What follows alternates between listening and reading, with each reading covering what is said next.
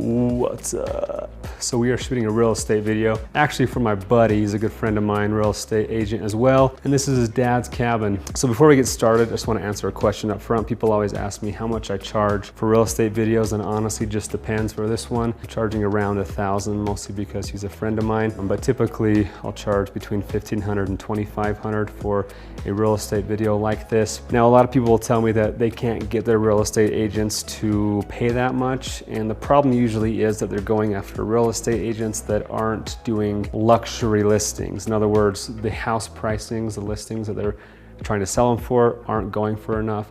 And real estate agents only have a certain amount of marketing budget. And if the house isn't worth enough, they're not going to spend very much on a video to promote that. So I always try and find houses that are at least in the millions of dollars, $5 to $10 million listings. This one's only $1 million listing, so it's one of the smaller ones I've done, but again, it's because it's for a friend of mine. Now, before every real estate video, I like to ask my client up front, what are the main features you want to make sure I capture?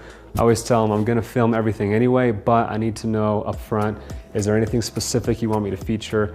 And in this case, he said, yeah, make sure that you capture the stream out there, get a shot going up the road up here. So always make sure you ask the client what they're looking for, what the selling points of the house are, and that way you make sure you capture everything. Now, as far as camera settings go, I honestly mix it up as I go. Each room is going to be different lighting, different color temperatures. So I'll give you a little behind the scenes look at changing from room to room, color temperatures. I personally like to shoot everything at 60 frames per second and then slow it down to 24 in post, and that gives it a nice super slow, buttery look to the footage. That's just my personal preference. If it's too low of light, I will go down to 24 frames and then just move a little bit slower to try and match the rest of the footage.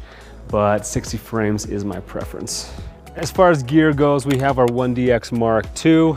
Lens is the Liowa 12mm 2.8 zero distortion. What that means basically is there's no curving on the outside. So basically when you're passing by straight lines, they're not going to be curved like a fisheye, but they're going to be straight lines. So that's what the zero distortion means, and we'll show some of those shots so you can see what it does, especially in very tight spaces. And with real estate videos, you want to try and make the rooms look as big as possible because it's easier to sell the house when you're making the house look bigger than it really is. So that's why I use wide angle lenses. Now, normally I'd use a 16 to 35 Canon lens, but the 1DX Mark II has a 1.35 crop factor when you're shooting in 4K. So to match that 16mm effect on the full frame, I have a 12mm times 1.35 equals about 16mm. So it gives me that awesome 16mm wide look that I like. Other things that I like shooting with the Liowa lens is like landscapes or, you know, action type stuff where I'm really tight in the action.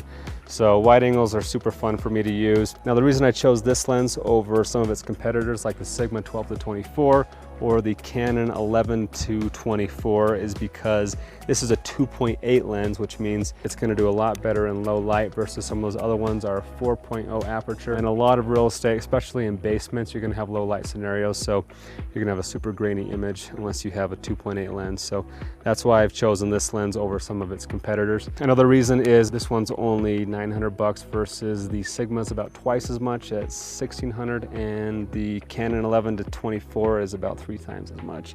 So a lot less expensive than the other guys, and it's going to give you better performance on low light.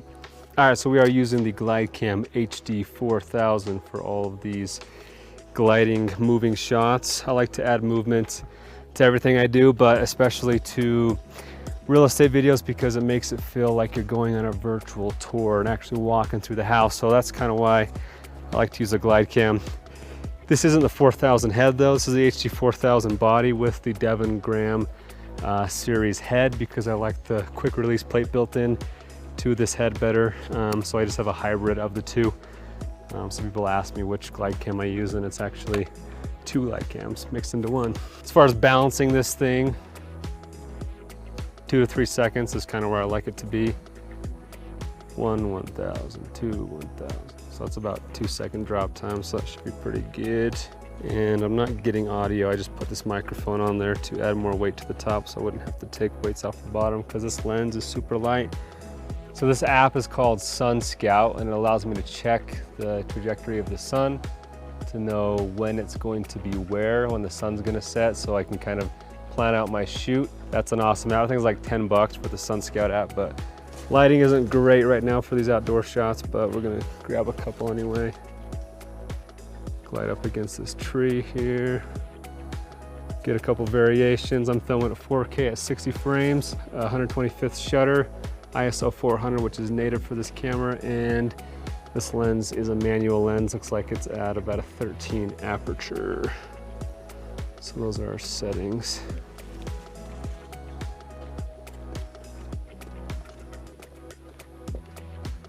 Very nice. So they're gonna drive one of their Razors, little four-wheeler, to kind of get an action shot showing the garage being used. Whenever I can, I try and incorporate as much movement and action. Sometimes they'll want to drive their nice fancy car into their garage, but we don't have a fancy car with us, so we're just gonna use this guy.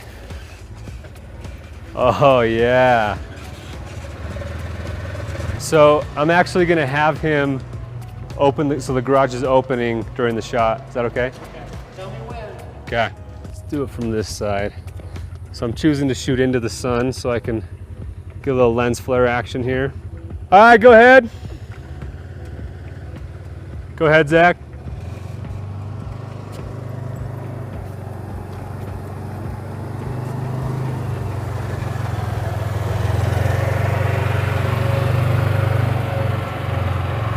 I'm gonna have you pull in one more time actually. So just start right there and pull in pretty deep this time.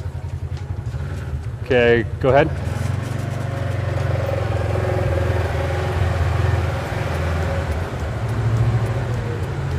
We are flying today the Phantom 4 Pro Plus. This is the one that comes with the built-in screen. Now I will recommend people who are flying drones professionally to buy extra batteries. I have 4 batteries and kind of this battery charging hub, which allows me to, charge multiple at a time. Now, as far as camera settings go, I'll probably shoot 4K at 60, and then we'll end up slowing that down in post. White balance will probably set to about 5600, which is daylight. And then my color here, a lot of people will do D-log and some of these flatter ones to preserve more dynamic range. I just push none on color, and then I come in here to style and I create my own custom look. I bring the sharpness down 1 because I think DJI sharpens their footage a little too much. So I bring the sharpness down 1 and saturation up 1. So that's the picture profile I use on here. And then settings, ISO as low as it goes, keeps the footage clean. Shutter speed will do double of our frame rate, which is 1/20th, so shutter speed. And then our aperture will just adjust according to our lighting. But on here we have Polar Pro polarizers.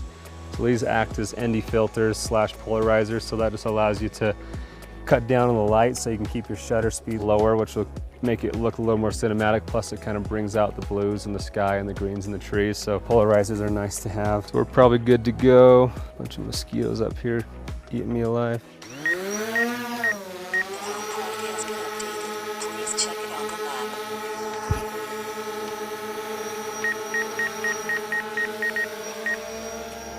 So we're gonna do a pull out on this one. So we're starting in tight on the house. Now we're gonna pull away and rise up at the same time.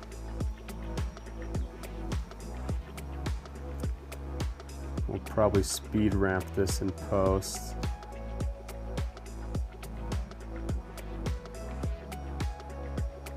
So we're going up, moving up and tilting down. And so that's the effect you're seeing here.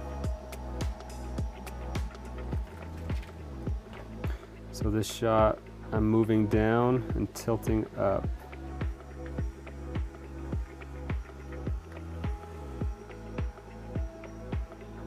Hopefully I don't crash into any trees over here. I'm just banking on those sensors telling me. So now I'm gonna move right and pan left to give it a nice parallax move.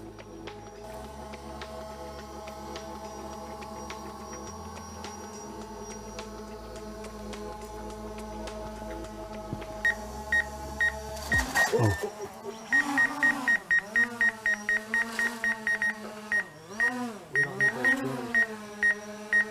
Yeah, so usually those sensors will, once you get too close to something, they won't let you physically move it any farther. It was just like half foot too late on stopping me. It's all green from all the leaves. No, it looks fine. I think he just cut up some leaves for us. We'll do one more battery and then start doing interior.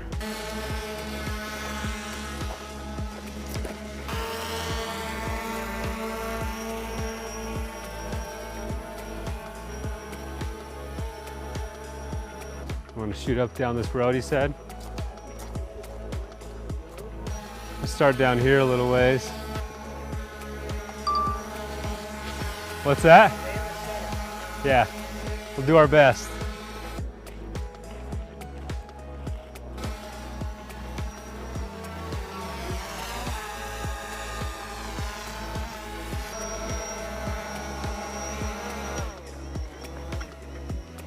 All right, let's head inside. No, this room's pretty dark, and a lot of you guys freak out when I do this, but I'm shooting at 1/60th of a shutter speed while also shooting at 60 frames per second. And you say, well, how can you do that? And you can't, so don't.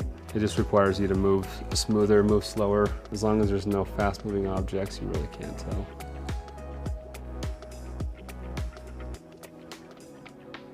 And we are moving pretty dang slow right there, so I'd rather sacrifice a little bit of motion blur for a less grainy image. So that's at 1/60th. I'm now going to show you, by going to 1/60th, I could stay at a 3200 ISO. Now we're going to go to 1/25th of a shutter speed and bump up to 6400 ISO. And tell me if you can tell the difference in motion blur.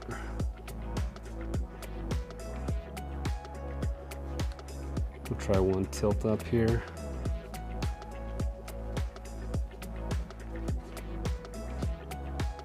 I like to get a couple variations of shots just because sometimes in post I realize, oh, I liked that second one better. I'm glad I did it. All right, we are now shooting at 2800 Kelvin. These lights in here are super orange. In the bathroom.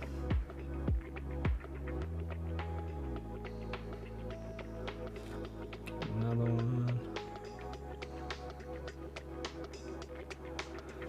So I'll do sometimes 4 or 5 takes just to make sure I nail the movement smoothly. We'll do one looking this way into the great room. Here we go. Walking through doorways always creates a nice transition, moving from one room to another, so I always try and use the doorways when I can. Create movement. That was a bad one. And I'll oftentimes speed ramp these in post.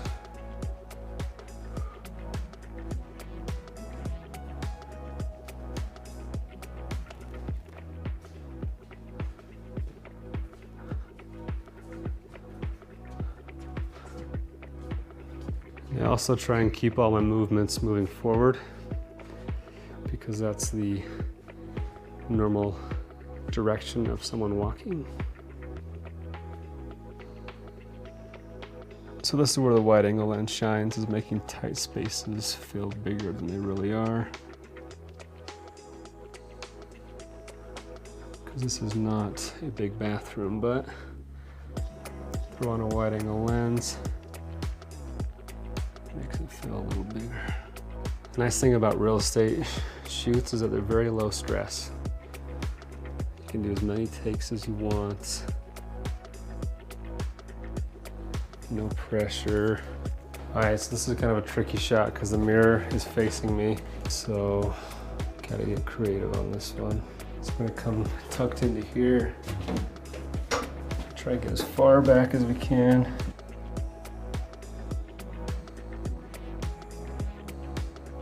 Those aren't ideal shots. Another way to do it is just to get a little bit lower on these.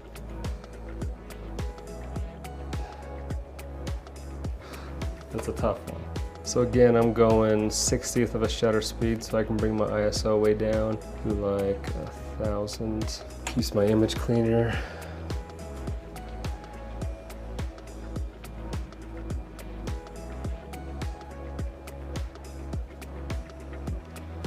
Good, shoot one from this way and then we're done.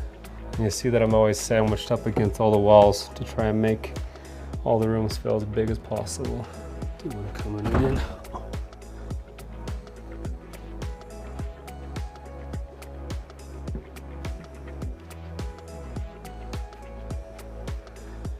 All right, we're done. So that's pretty much it for shooting real estate videos. Hope you guys learned something new. If you have any further questions, leave them in the comments. And I just want to give you guys a quick look at my post-production process. I get asked a lot of questions about what I do in post with this footage once I've shot it. So I just want to give you guys a few tips here. Now, one of the first questions I get asked is, do I use warp stabilizer? And the answer for a lot of these clips is no, because I shot them all at 60 frames. If you remember, slowed them down to 24. They're all on a 24 frame per second timeline here. So they're all slowed down and they look really smooth already, so I don't need to use warp stabilizer. Sometimes I will use it, like on this clip, I used it I think at 1%, so hardly any at all. But this is time remapped, and then I use warp stabilizer just to kind of smooth that motion out just a little bit. Speaking of time remapping, that's something I love to do, especially on these kinds of edits, just to make it a little bit faster paced, is I will actually speed up the clip towards the end. You see, like on this instance, we are at normal speed, and then I speed all the way up. This is where you do the time remaps right in here. And I've sped it all the way up to 1000%. And you see it speeds up. And then the next clip coming in is sped up and it comes down to normal speed. So it creates a cool transition going from slow to fast to slow again. Just like that. This transition was done just by a simple crossfade. And then color corrections, another thing I get asked about. And a lot of these clips, again, don't have any color correction at all, as you can see here. I like to shoot straight out of camera for projects like this. It makes the workflow a lot quicker. So I try and shoot the colors I like out of camera, and that's why I like using Canon, is because they have terrific in-camera colors. If I do anything, it's usually just to brighten it up. So you see here I've applied a Lumetri color just to brighten it up just a tad, change the temperature and tint a little bit, and give it a little RGB curve to bring up that exposure. But other than that, there's not a lot going on with the color correction. Now, the drone shots aren't quite as good of color science, so you see a little bit more going on here.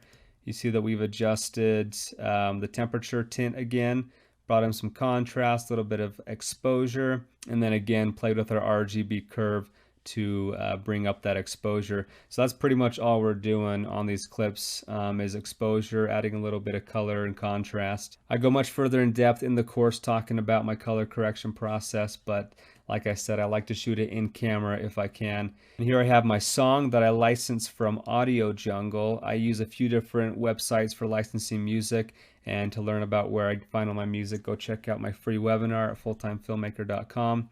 And down here you see some sound design, just some bird chirping, some ambient noise, just to kind of help the audience feel immersed. And again, here at the end, in the middle, I don't have any sound design, not much sound to be had in some of these indoor shots. So not a whole lot of sound design on this, but enough in the intro and outro to kind of bring it to life. So this edit really only took me maybe a day or two to throw together, and then it's off to client and they loved it. So there you have it. There is a behind the scenes look at my timeline editing a real estate video. Again, I go fully in depth in the Full-Time Filmmaker program, teaching you step by step how to create these high quality edits for your clients so that you can continue to land high paying clients and land sponsorships. And speaking of sponsorships, this video is actually sponsored by Squarespace. They are an all-in-one website designing platform whom I have personally used, love, and would highly recommend, especially to all of those of you who have no website building knowledge. It doesn't require any coding. They have a ton of professional looking templates already built, and they actually offer free trials. So go start a free trial today at squarespace.com. And if you end up liking it, make sure to use the offer code Parker to get 10% off your first purchase. But that's it, guys. Hope you enjoyed and learned something new about shooting real estate videos. If you have any further questions, please let me know.